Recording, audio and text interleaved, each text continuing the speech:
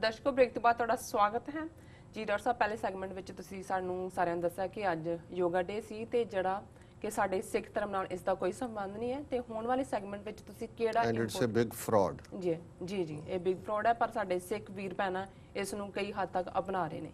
ਤੇ ਹੁਣ ਤੁਸੀਂ ਡਾਕਟਰ ਸਾਹਿਬ ਸਾਡੇ ਦਰਸ਼ਕਾਂ ਨੂੰ ਕਿਹੜਾ ਮੇਨ ਇਸ਼ੂ ਜਿਹੜਾ ਤੁਸੀਂ ਦੱਸਣਾ ਚਾਹੁੰਦੇ ਹੋ ਸਾਂਝਾ ਕਰਨ ਜਾ ਰਹੇ ਹੋ? ਦੇਖੋ, ਇੱਕ ਤਾਂ ਅਸੀਂ ਇਹ ਜਾਣਕਾਰੀ ਦੇਣੀ ਚਾਹੁੰਦੇ ਹਾਂ ਕਿ ਕੱਲ੍ਹ ਦਾ ਪ੍ਰੋਗਰਾਮ ਅਸੀਂ ਇੱਥੋਂ ਨਹੀਂ ਕਰਾਂਗੇ, ਵਾਸ਼ਿੰਗਟਨ ਡੀਸੀ ਤੋਂ ਹੋਏਗਾ ਜੀ, ਪਰ ਇਸ ਫਾਰਮੈਟ 'ਚ ਨਹੀਂ।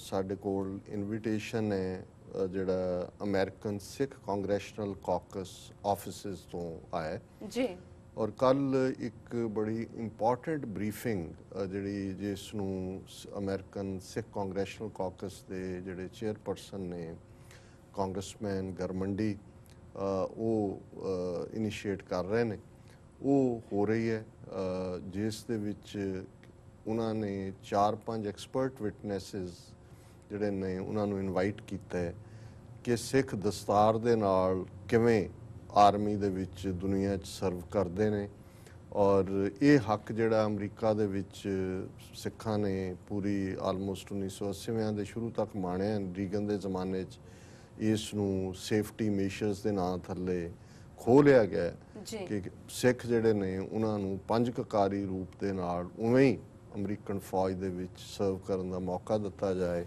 ਜਿਵੇਂ ਉਹ ਕੈਨੇਡਾ, ਯੂਕੇ ਜਾਂ ਜਿਹੜਾ ਪੂਰਬ ਦੇ ਵਿੱਚ ਬਾਕੀ ਫੌਜਾਂ ਦੇ ਵਿੱਚ ਪਾਕਿਸਤਾਨ, ਭਾਰਤ ਦੇ ਵਿੱਚ ਸਰਵ ਕਰਦੇ ਨੇ ਜੀ। ਔਰ ਮੈਂ ਜਿਹੜੀ ਹੈ ਇਸ ਈਮੇਲ ਨੂੰ ਹੀ ਪੜ੍ਹਾਂਗਾ ਤਾਂ ਕਿ ਇਸ ਗੱਲ ਦਾ ਦਰਸ਼ਕਾਂ ਨੂੰ ਅੰਦਾਜ਼ਾ ਹੋਏ ਕਿ ਕਿਸ ਲੈਵਲ ਦੀ ਔਰ ਕਿੰਨੀ ਇੰਪੋਰਟੈਂਟ ਇਹ ਬਰੀਫਿੰਗ ਹੈ ਜੀ। ਇਹ ਦੁਪਹਿਰੇ 1 ਤੋਂ 2 ਵਜੇ ਤੱਕ ਹੈ ਜਿਹੜਾ ਆਫੀਸ਼ੀਅਲ ਇਹਦਾ ਹੈ ਔਰ ਉਸ ਤੋਂ ਬਾਅਦ ਫਿਰ ਜਿਹੜੀ ਅਮਰੀਕਨ ਸਿੱਖ ਕਾਂਗਰੈਸ਼ਨਲ ਕਾਕਸ ਦਾ ਐਨੂਅਲ ਡਿਨਰ ਹੈ ਉਹ ਸ਼ਾਮ ਨੂੰ 5:30 ਤੋਂ 7:30 ਤੱਕ ਹੋਏਗਾ, ਜਿਸ ਦੇ ਵਿੱਚ ਬਹੁਤ ਸਾਰੇ ਫਿਰ ਕਾਂਗਰਸਮੈਨ ਜਾਂ ਉਹਨਾਂ ਦੇ ਸਟਾਫਰ, ਇਸ ਬਰੀਫਿੰਗ ਦੇ ਵਿੱਚ ਵੀ ਸਟਾਫਰ ਜ਼ਿਆਦਾ ਹੁੰਦੇ ਨੇ, ਉਹ ਨੋਟਸ ਲੈਂਦੇ ਨੇ ਔਰ ਅਲਟੀਮੇਟਲੀ ਕਾਂਗਰਸ ਨੇ ਉਸ ਦੇ ਉੱਤੇ ਪਾਲਿਸੀਜ਼ ਬਣਾਉਣੀਆਂ ਹੋਣਗੀਆਂ। ਸੋ ਇਹ ਈਮੇਲ ਗੈਬਰੀਅਲ ਸੈਰ legislative assistant congressman John Garamendi ਦੇ ਦਫ਼ਤਰ ਤੋਂ ਆਈ ਹੈ। ਇਹ ਚੇਅਰਪਰਸਨ ਨੇ ਸਿੱਖ ਕਾਕਸ ਦੇ। Subject invitation to Sikh caucus briefing American Sikh congressional caucus offices. The American Sikh Congressional Caucus will hold a roundtable briefing for member offices on Wednesday, June 22nd from 1 to 2 p.m. in 2253 RHOB to discuss Sikh service in the military.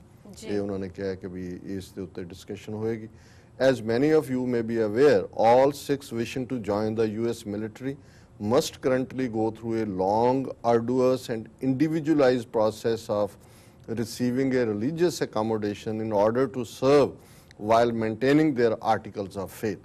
ਕਿ ਹੁਣ ਜਿਹੜੀ policy ਹੈ ਉਹਦੇ ਥੱਲੇ ਹਰ ਸਿੱਖ individual ਨੂੰ ਇਕੱਲੇ ਨੂੰ ਇੱਕ ਬੜੀ ਥਕਾ ਦੇਣ ਵਾਲੀ ਪ੍ਰੋਸੈਸ ਚੋਂ ਨਿਕਲਣਾ ਪੈਂਦਾ ਤਾਂ ਕਿ ਉਸ ਨੂੰ ਐਕਸੈਪਸ਼ਨ ਮਿਲੇ ਕਿ ਉਸ ਦੇ ਧਾਰਮਿਕ ਅਕੀਦੇ ਦੇ ਨਾਲ ਉਹ ਸਰਵ ਕਰ ਸਕੇ। This discussion will focus on the religious accommodation process and the experience of Sikhs in foreign militaries. ਇਹ ਜਿਹੜੀ ਕੱਲ੍ਹ ਦੀ ਵਿਚਾਰ ਚਰਚਾ ਹੈ, ਬਰੀਫਿੰਗ ਹੈ, ਇਸ ਦਾ ਆਧਾਰ ਇਹੀ ਹੋਏਗਾ ਵੀ ਕਿਵੇਂ ਧਾਰਮਿਕ ਤੌਰ ਦੇ ਉੱਤੇ ਸਿੱਖਾਂ ਨੂੰ ਐਕੋਮੋਡੇਟ ਕੀਤਾ ਜਾ ਸਕਦਾ ਹੈ ਔਰ ਜਿਹੜੇ ਬਾਕੀ ਮੁਲਕਾਂ ਦੀਆਂ ਫੌਜਾਂ 'ਚ ਸਿੱਖ ਸਰਵ ਕਰਦੇ ਨੇ ਉਹ ਕਿਵੇਂ ਉਹਨਾਂ ਨੇ ਪਰਫਾਰਮ ਕੀਤਾ ਹੈ। Presenting at the round table briefing will be ਜਿਹੜੀਆਂ ਪ੍ਰੈਜ਼ੈਂਟੇਸ਼ਨਸ ਨੇ major general Richard Cripwell, defence attaché UK embassy Washington. General Cripwell will discuss the integration of Sikhs in the British Armed Forces. ਹੁਣ ਜਿਹੜੀ England ਦੀ embassy ਹੈ Washington DC 'ਚ, ਉਹਦੇ 'ਚ ਜਿਹੜਾ military ਅਟੈਸ਼ੀ ਨੂੰ ਕਹਿੰਦੇ ਨੇ, ਇਹ ਡਿਫੈਂਸ ਅਟੈਸ਼ੀ ਆਫੀਸ਼ੀਅਲ ਇੰਗਲੈਂਡ ਵਾਲੇ ਕਹਿੰਦੇ ਨੇ, ਮੇਜਰ ਜਨਰਲ ਰਿਚਰਡ ਕ੍ਰਿਪਵੈਲ, ਉਹ ਜਿਹੜੀ ਹੈ ਆਪਣਾ ਬਰੀਫ ਦੇਗਾ ਕਿ ਵੀ ਕਿਵੇਂ ਜਿਹੜੇ ਸਿੱਖ ਨੇ ਉਹ ਬ੍ਰਿਟਿਸ਼ ਆਰਮਡ ਫੋਰਸਿਸ ਦੇ ਵਿੱਚ ਜਿਹੜੇ ਨੇ ਸਰਵ ਕਰ ਰਹੇ ਨੇ, ਕਿਵੇਂ ਉਹ ਇੰਟੈਗਰੇਟ ਹੋਏ ਨੇ। Jaspreet Kaur, attorney United Sikhs, ਦੂਸਰੀ ਜਿਹੜੀ ਬਰੀਫਿੰਗ ਹੋਏਗੀ ਜਸਪ੍ਰੀਤ ਕੌਰ ਦੀ। Mrs Kaur will address their case of Iknoor Singh's application to join the American Army Reserve Officers Training Corps. ਕਿ ਜਸਪ੍ਰੀਤ ਕੌਰ ਉਸ ਕੇਸ ਨੂੰ ਇਕਨੋਰ ਸਿੰਘ ਦੇ ਨੂੰ ਡਿਸਕਸ ਕਰੇਗੀ ਜਿਸ ਨੇ ਨਿਊਯਾਰਕ ਦੇ ਵਿੱਚ American army reserved officers training corps ਦਾ ਜਿਹੜਾ ਕੇਸ ਹੈ ਉਹ ਜਿੱਤਿਆ ਹੈ ਨਿਊਯਾਰਕ ਦੀ ਫੈਡਰਲ ਅਦਾਲਤ, ਜਿਹਦੇ 'ਚ ਇਹ ਫੈਸਲਾ ਉਹਦੇ ਹੱਕ 'ਚ ਆਇਆ ਜੀ। ਤੀਸਰੇ ਨੇ ਇੰਦਰਜੀਤ ਸਿੰਘ ਬੋਪਾ ਰਾਏ, retired air commander in the Indian Air Force. Mr. Vopa Rai will discuss his service in the Indian Air Force and his interaction with US Armed Forces. ਤੀਸਰੇ ਇੰਦਰਜੀਤ ਸਿੰਘ ਬੋਪਾ ਰਾਏ ਜਿਹੜੇ ਰਿਟਾਇਰਡ 에ਅਰ ਕਮਾਂਡੋਰ ਨੇ ਇੰਡੀਅਨ 에ਅਰ ਫੋਰਸ, ਇਹ Indian air force ਦੇ ਵਿੱਚ ਉਹਨਾਂ ਨੇ service ਦੇ ਦੌਰਾਨ ਕੀ ਐਕਸਪੀਰੀਅੰਸ ਕੀਤਾ ਔਰ ਇਹ ਕਿਉਂਕਿ ਕਾਫੀ ਹਾਇਰ ਲੈਵਲ ਪੋਸਟ ਹੁੰਦੀ ਹੈ 에ਅਰ ਕਮਾਂਡੋਰ ਦੀ, ਉਸ ਕੈਪੈਸਿਟੀ 'ਚੋਂ ਅਮਰੀਕਨ ਆਰਮੀ ਦੇ ਨਾਲ ਵੀ ਉਹਨਾਂ ਦੀ ਜਿਹੜੀ ਹੈ ਇੰਟਰੈਕਸ਼ਨ ਰਹੀ, ਉਸ ਐਕਸਪੀਰੀਅੰਸ ਬਾਰੇ ਦੱਸਣਗੇ। ਔਰ ਫਾਈਨਲ ਜਿਹੜੇ ਨੇ panelist Kiranbir Singh Grewal, US army retired. Mr. Garewal will discuss his service in the US Army while maintaining his Sikh articles of faith from 1977 to 1984. Kiranbir Singh Grewal ਜਿਹੜੇ ਨੇ ਉਹ ਅਮਰੀਕਨ ਆਰਮੀ ਚੋਂ ਹੀ ਰਿਟਾਇਰ ਹੋਏ ਨੇ ਔਰ ਉਹ ਦੱਸਣਗੇ ਕਿ ਵੀ ਉਹਨਾਂ ਨੇ ਆਪਣੇ ਸਿੱਖੀ ਕਕਾਰ ਜਿਹੜੇ ਨੇ ਉਹ ਧਾਰਨ ਰੱਖ ਕੇ ਵੀ ਕਿਵੇਂ 1977 ਤੋਂ 1984 ਤੱਕ ਸਰਵ ਕੀਤਾ। ਸੋ ਅੱਗੋਂ ਉਹਨਾਂ ਨੇ ਕਿਹਾ ਵੀ ਇਹ ਬਰੀਫਿੰਗ ਓਪਨ ਹੈ ਸਾਰੇ ਕਾਂਗਰਸਮੈਨਾਂ ਦੇ ਸਟਾਫ ਲਈ ਔਰ ਦੂਸਰੇ ਲਈ। ਸੋ ਅਸੀਂ ਸਮਝਦੇ ਹਾਂ ਕਿ ਇਹ ਸਾਡੇ ਲਈ ਇੱਕ ਬੜੀ ਹਾਂ ਪੱਖੀ ਡਿਵੈਲਪਮੈਂਟ ਹੈ ਔਰ ਅਸੀਂ ਫਰੈਂਡਸ ਆਫ ਸਿੱਖ ਕਾਕਸ ਜਿਸ ਦੇ ਜਿਹੜੀ ਰੂਹੇ ਰਵਾਨ ਹੈ ਹਰਪ੍ਰੀਤ ਸਿੰਘ ਸੰਧੂ, ਉਹਨਾਂ ਦੇ ਐਫਰਟ ਨੂੰ ਔਰ US ਕਾਂਗਰੈਸ਼ਨਲ ਅਮਰੀਕਨ ਸਿੱਖ ਕਾਕਸ ਜਿਹੜੇ ਜਿਨ੍ਹਾਂ 'ਚ ਕਾਂਗਰਸਮੈਨ ਗਰਮੰਡੀ ਔਰ ਉਹਨਾਂ ਦੇ ਦੂਸਰੇ ਸਾਥੀ ਸ਼ਾਮਲ ਨੇ, ਬਾਈ ਪਾਰਟੀਸਨ, ਕਿਉਂਕਿ ਇਸੇ ਕਾਕਸ ਦੇ ਵਿੱਚ ਰਿਪਬਲਿਕਨ ਔਰ ਡੈਮੋਕ੍ਰੈਟ ਦੋਨੋਂ ਨੇ।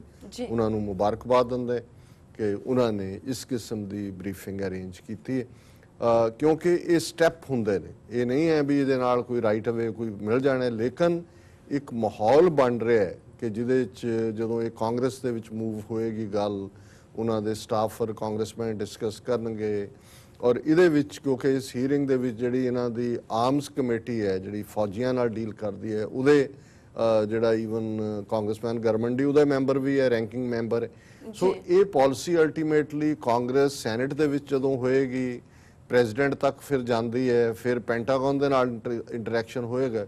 ਹੁਣ ਇੰਡੀਵਿਜੂਅਲ ਐਕੋਮੋਡੇਸ਼ਨ ਦੇ ਥੱਲੇ ਤਾਂ ਉਹਨਾਂ ਨੇ ਕੁਝ ਕੀਤਾ, ਥੋੜਾ ਬਹੁਤ ਰਿਆਇਤ ਹੈ, ਲੇਕਿਨ ਅਸੀਂ ਚਾਹੁੰਦੇ ਹਾਂ ਵੀ ਇਹ ਇੱਕ ਜਨਰਲ ਪਾਲਿਸੀ ਬਣੇ ਕਿ ਜਿਵੇਂ ਸਿੱਖ ਦੂਸਰੇ ਦੇਸ਼ਾਂ ਦੀ ਆਰਮੀ 'ਚ ਜਿਹੜੇ ਨੇ ਉਹ ਜਾਂਦੇ ਨੇ, ਜਿਵੇਂ ਆਮ ਕੈਡਟ ਨੇ, ਭਰਤੀ ਹੁੰਦੇ ਨੇ ਜਾਂ ਆਫੀਸਰ ਬਣਦੇ ਨੇ ਔਰ ਅਮਰੀਕਾ 'ਚ first world war, second world war, Bhagat Singh Thind ਜਿਹੜੇ ਪਹਿਲੀ ਵਰਲਡ ਵਾਰ ਉਹਨਾਂ ਨੇ ਲੜੀ ਔਰ ਉਸ ਤੋਂ ਇਲਾਵਾ ਈਵਨ ਜਿਹੜੇ ਪਹਿਲਾਂ ਦੇ ਸੀ ਉਹਨਾਂ ਨੇ ਕਿਵੇਂ ਸੈਕੰਡ ਵਰਲਡ ਵਾਰ 'ਚ ਪੰਜਾਬ ਦੇ ਸਿੱਖਾਂ ਦੀ ਫੌਜ ਔਰ ਅਮਰੀਕਨ ਬਰਮਾ ਫਰੰਟ ਦੇ ਉੱਤੇ, ਜਿਹਨੂੰ ਮਿਆਂਮਾਰ ਕਹਿੰਦੇ ਨੇ, ਇਜਿਪਟ ਦੇ ਵਿੱਚ, ਫਰਾਂਸ ਦੇ ਵਿੱਚ ਸਾਈਡ ਬਾਈ ਸਾਈਡ ਲੜੇ ਨੇ ਸੋ ਦੁਸ਼ਮਣ ਦੇ ਨਾਲ। ਸੋ ਅਸੀਂ ਸਮਝਦੇ ਹਾਂ ਵੀ ਇਹ ਬਰੀਫਿੰਗ ਇੰਪੋਰਟੈਂਟ ਹੈ, ਇਹਨੂੰ ਅਸੀਂ TV 84 ਲਈ ਕਵਰ ਕਰਾਂਗੇ ਔਰ ਕੱਲ ਸ਼ਾਮ ਦੇ ਸਲੋਟ ਦੇ ਵਿੱਚ ਔਰ ਲੰਬਾ ਵੀ ਹੋਏਗਾ ਇਹ, ਜਿਸ ਕਿਸਮ ਦੀ ਵੀ ਐਡਜਸਟਮੈਂਟ ਉੱਥੇ ਜਾ ਕੇ ਦੇਖਾਂਗੇ। ਸੋ ਇਹ ਮੈਂ ਚਾਹੁੰਦਾ ਸੀ ਕਿ ਵੀ ਇਹ ਜਾਣਕਾਰੀ ਸਾਂਝੀ ਕੀਤੀ ਹੈ ਆਪਣੇ ਦਰਸ਼ਕਾਂ ਨਾਲ। ਇਸ ਤਰ੍ਹਾਂ ਡਾਕਟਰ ਸਾਹਿਬ ਲੈਣੇ ਬ੍ਰੇਕ। ਵਿਊਅਰਸ ਇਸ ਤਰ੍ਹਾਂ ਬਨੇ ਰਹੋ, ਮਿਲਦੇ ਹਾਂ ਆਫਟਰ ਦਿਸ ਸ਼ਾਰਟ ਬ੍ਰੇਕ।